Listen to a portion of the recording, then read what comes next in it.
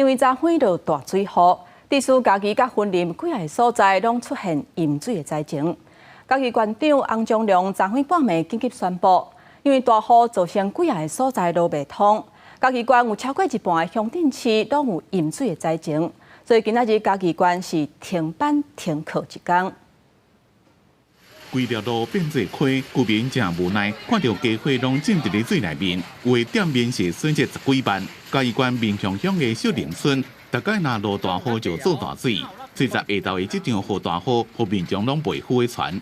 阮这希望讲水门吼，爱看要安怎抽水站，要安怎改善，平常有爱吼，拢爱伊个疏通也好。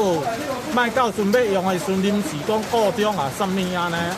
雨有够大，排水系统阁无好，水袂赴的消透。水上悬的时阵，淹要到70公分。嘉义县长王忠良昨暗紧急宣布，今仔日嘉义县停班停课，因为雨毋但造成真侪路袂通，嘉义县过半的乡镇市拢有淹水的灾情。北仑啦，北仑看4、5年的所在啦，这若每一边落大吼。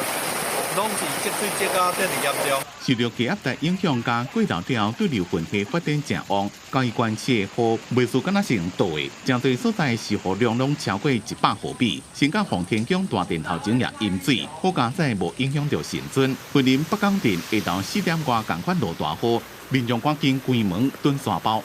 我快已经落来，到遐我开门紧流落来。我到啊，反正都无到，多做出来听我关起来。 这几天山区一直落雨，拄则抢夺的嘉义县阿里山乡的甲129县道8.1公里的所在，因为大雨又搁崩山，为了要维护行车的安全，阿里山连体本支线全部今仔日停驶，等巡检拢安全了，才另外公告复驶时间。